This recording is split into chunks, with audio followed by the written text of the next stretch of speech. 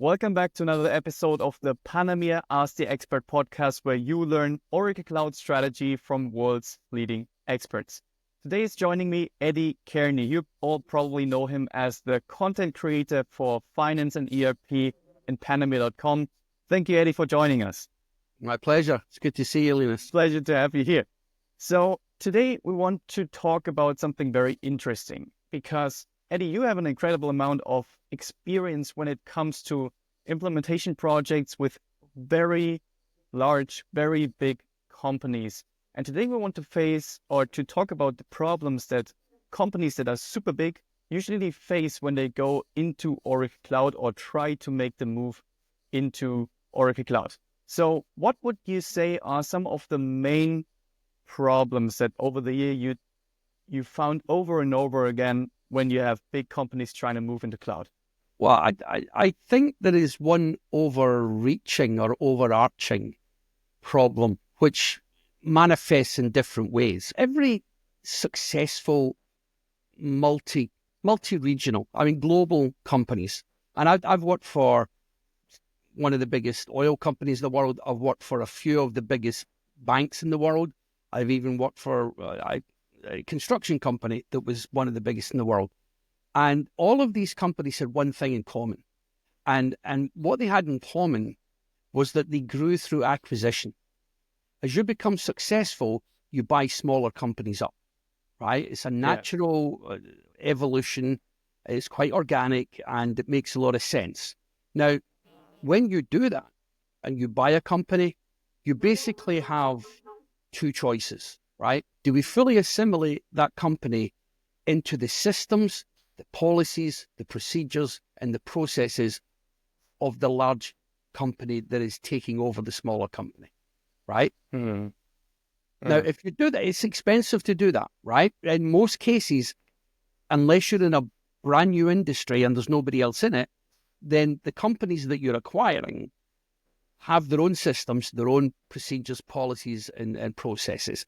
And providing they can give to the consolidated company the required information that satisfies regulatory and reporting requirements, then often it's the cheaper and faster alternative. And many companies choose to go that route. And again, it's a natural, easy thing to do. Now, what happens over time is that over time, you end up with 50, 60, 100, 200 little companies feeding into the big company. And that's when you start to have a fractured infrastructure. And again, Sorry, I mean, it's not very attractive for companies to invest in their back end. They're not usually super excited about that. Yes, senior management will spend much more money on selling their goods or their products than they will fixing their infrastructure. I mean, I've had a lot of experience at that level, and it's a natural thing to do, right? You bring somebody in, it's cheaper to just let them run with their own systems and feed you what you think you need for your reporting requirements. And if you need anything from them, they can give you the detail when you need it, right? And it works fine until you come across Oracle Cloud and you say everybody's going to be on Oracle Cloud. And then that's when you realize how fractured your infrastructure can actually be. Maybe we dig into that just a little deeper, because some people may be completely new to the idea of Oracle Cloud and maybe an on-prem. So what is the problem then with Oracle Cloud? Why can't you have these fractured? Well, Oracle Cloud, actually, Oracle itself purchased PeopleSoft, it purchased Hyperion, it purchased Cybele to form the Oracle software. So even Oracle has grown through acquisition. But anyway, what they have finally achieved by taking these different pieces of software and putting it into the cloud is they truly have an integrated system, right? And I've been working with PeopleSoft and Hyperion separately all the way through to Oracle Cloud. And what they have now is truly integrated, which means that all your tables are talking to each other from your requisitioning right through to your fixed assets and your depreciation, right?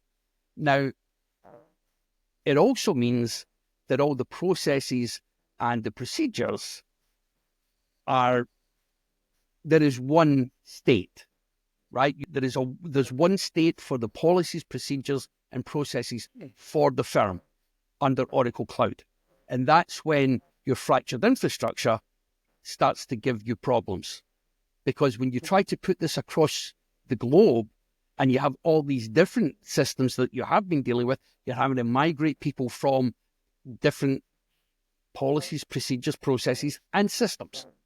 They may be using a different system, and now you're bringing them into Oracle Cloud, right? And again, the beauty of Oracle Cloud is it is fully integrated, but it's different from when you used to buy PeopleSoft, and then you could put patches and changes and what you would call enhancements. Enhancements really being, well, we don't do it that way. We do it a different way, and we want to change the software to do it our way.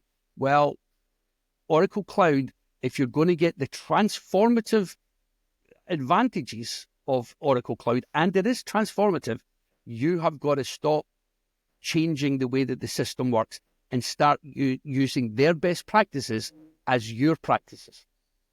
Yeah, and then I think that may be like a sting to a lot of people, and they don't want to hear it, but that's why I invited you here. Yeah, well, the thing is, senior managers look at the system and they know it's the right system for the firm.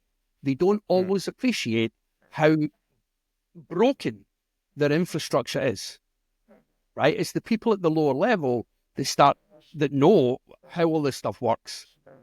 But and it's them that are going to have to solve the problem, you know. But it's definitely worth doing. Right. Maybe let's go a little bit deeper. You mentioned different industries before, and yes, I know from what you told me also before the call that especially in construction, you do have very extreme scenarios of what we just talked about, right? Because I want to make it a little bit more tangible for people. Yes. What we do is a really high overview. So give me an example of a client that you were on and what their specific problems were they faced with their data and processes. That's a great idea. Now, construction is a different industry in the way that it operates because, I mean, a construction firm can have 200,000 employees, but it may have 1 million subcontractors, right? People working on the projects that are not part of the firm, but they subcontract. Because when you're construction, it could be a tunnel, it could be a bridge, it could be a hospital, it could be an office building, it could be repairing from the devastation of a hurricane. There's a lot of different things that you have to do. Now, even just thinking about an office block, right?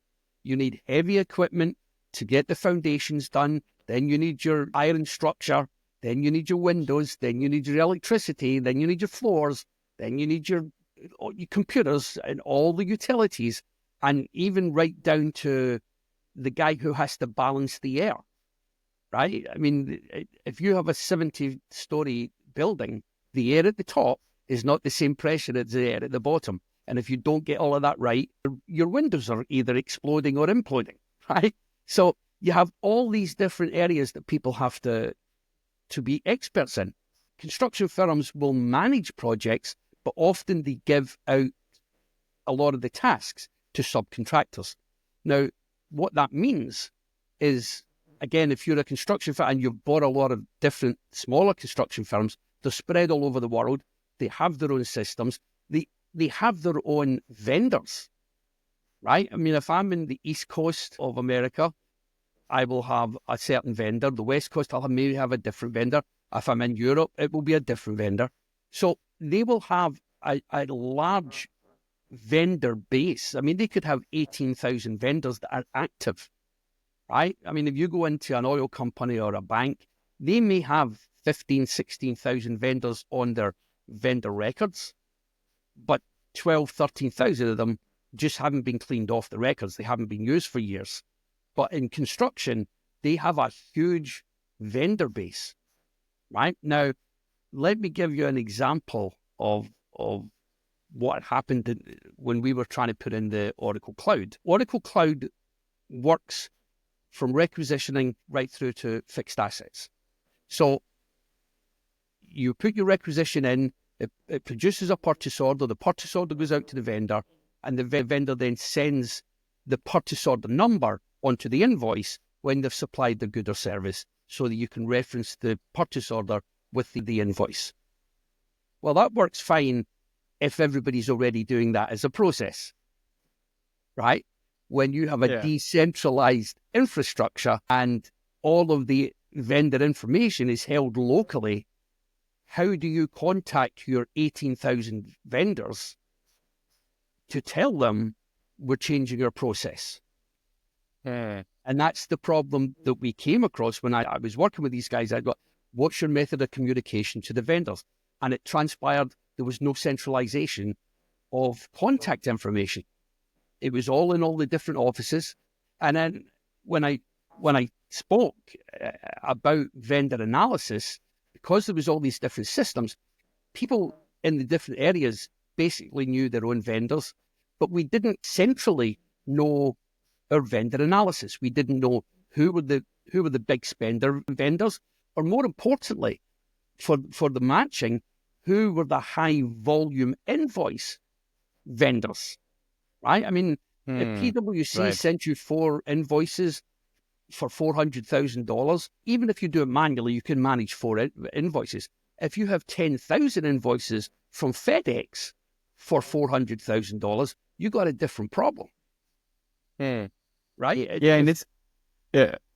If they don't know your new process, that's 10,000 invoices you've got to deal with a different way. So that was the problem that I saw when I went in, and we had to come up with a solution to that.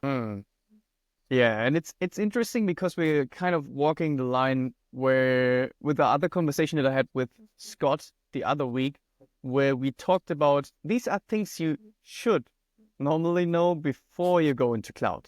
So I hope everybody is just watching this here before they go into cloud, because then you could have a consultant team come in and make like a readiness check to understand if you're actually ready to go into cloud and what are the things you need to do before you do that step. For example, cleansing up your supplier data or at least consolidating it, right? I mean, these are different things. But one thing that you mentioned now was very interesting, because we're talking about the strategy now, but there is some tangible value in it, not just a problem, but the way you approach your implementation should be by looking at your data. And I know you are very, very good at that. So we're basically here talking about, you're the data guy, but we're basically here just to make differentiation. We're talking about you come on the project and they're already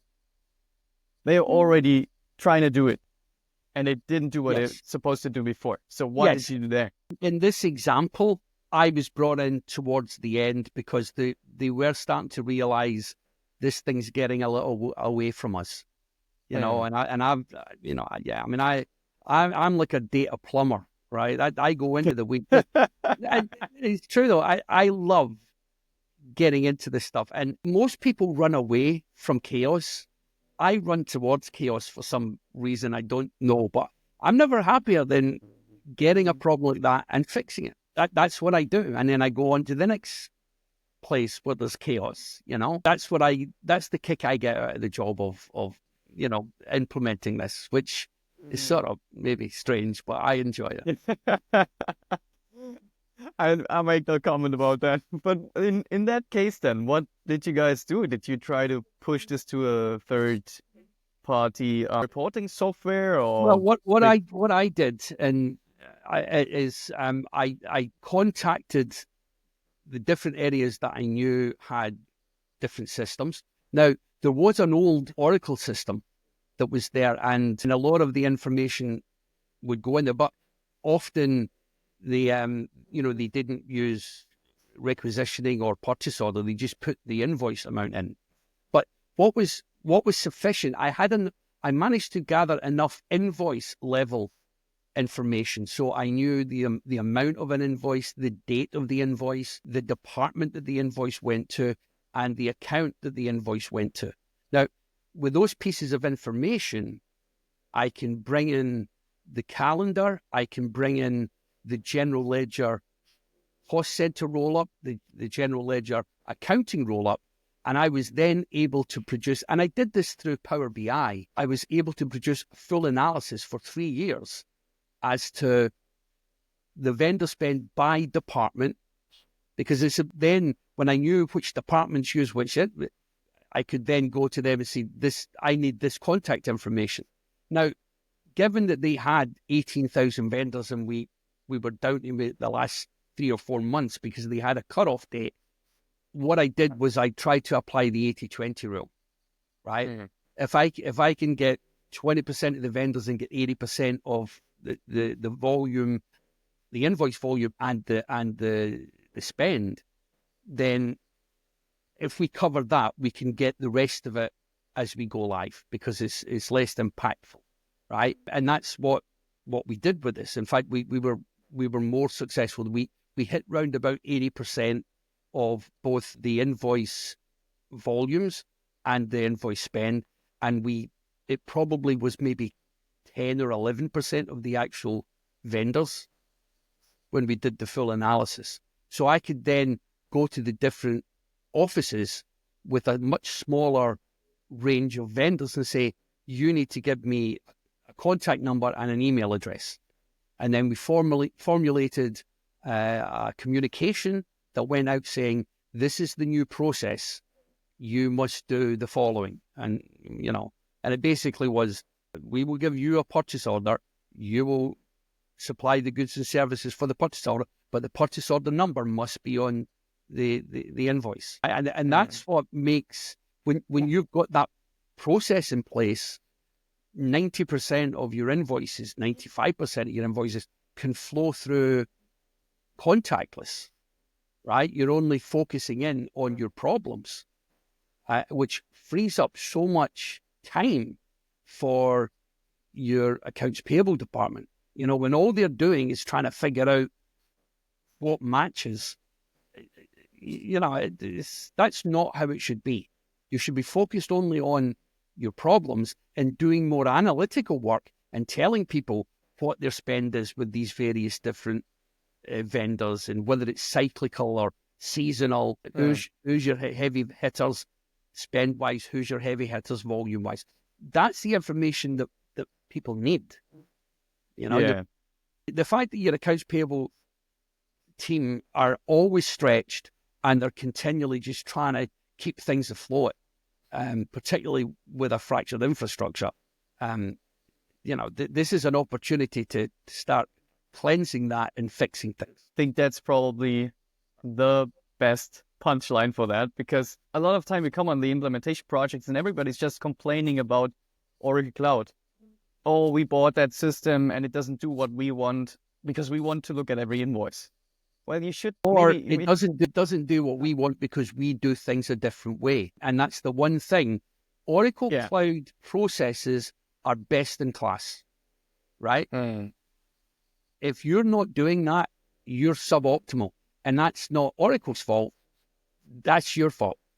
And that's sometimes a bitter pill to swallow. Everybody likes to think that they're doing things the most efficient way, and it's not always the case. Or a lot of companies think, but we're different. Everybody thinks that. I would say everybody. Yeah. It's. I've been in enough industries to know that is not a true fact. Right now, you may have different volumes, but the way that you obtain a good and service, and the way that you account for it, and the way that you pay for it, it's the same. It's the same. And Oracle have best-in-class processes and procedures. And if you can dovetail into that, and that can often be the sticking point, because you may find that you've bought the tool and you're not ready to change everybody. So what you end up doing is circumventing some of the stuff and doing some of the things outside the system, and therefore you're not getting the full benefit, right? you see that when you see people going into cloud and then they buy separate tools to compensate for the parts of the business that they are not willing to change. And they, again, end up with a lot of different software pieces that are not integrated, and you don't get the value that you thought about when you bought it in the first place. Right. And again, the people who are buying it are not the people who are using it. Yeah. There's a disconnect within the firm. That's just how it is. Senior managers have the purse strings, but you've still got the guys at the lower level who have to do the work. And often it's good to get them around the table so that you really understand where your differences lie. If you don't do a fit gap analysis before, then you're asking for trouble. Yeah, shameless plug again for the last episode where we talked about that with Scott. but it's true. No, again, I've done this a lot of times, and there's a lot of pitfalls that you can fall into, right? And you only learn through experience. I mean, I'm not a rocket scientist, but I've fallen pretty much into every hole you can fall into. There's no more holes I can fall into. Yeah, and I think the biggest thing is probably a very minor detail from this whole conversation where there was an incredible amount of information, but I think what I would like to see in somebody watching this video here, implementing Oracle Cloud in their own company, looking at this as an opportunity, as you said it, and not as just a problem. How can we somehow squeeze our business processes in Oracle Cloud? But how can we get value from that? Decrease spend, etc. When you have, as you said, your multiple departments, everybody is buying from the same vendor, maybe Staples or Dell. You don't negotiate prices. Procurement can't do their job because, there's a lot of opportunity in that. Well, that actually brings me on to a second example, because I specifically talked about construction and how many different vendors they had. But if you look at a bank and they work with these big vendors, global vendors, IBM, Staples, Office Supplies, a whole ton of vendors, even consultants, when you bring them in. What suppliers do, suppliers come at your company from 100 different directions, right? And if you have 100 different offices, they will go to all your offices, and it's in their interest to make, well, at least for the salesman, it's in their interest to make a different contract with every office you have. Yeah. Right? And again, if you have a fractured infrastructure, you may not know that is happening, right? At the consolidated level. And that's another thing that I've been involved in is, and again, it comes down to data. You pull the data together, you find out what's going on, and then you call the suppliers out on it. I've done it many times, called up, Reuters. Reuters is a great example. You call them up and you're like, no, going to 40, 50, 60 different departments with individual, that's over, right? We're having a consolidated contract and we're getting the best price. Yeah, right. Yeah. And that is being forced to do that in your business is a good thing, right? Well, even though people hate it. But right, but again, people know their job, right? And when the job is not going to be the same because Oracle is going to say there's a different process, then people are sometimes frightened. I know my process, I don't know that process, and that's a natural thing. So you've got to lead people to the new process. You've got to explain it. You've got to make them comfortable before you move. So there's a lot to think about when you're implementing big pieces of software like this. Yeah, no, that's great insight, man. Thank you very much.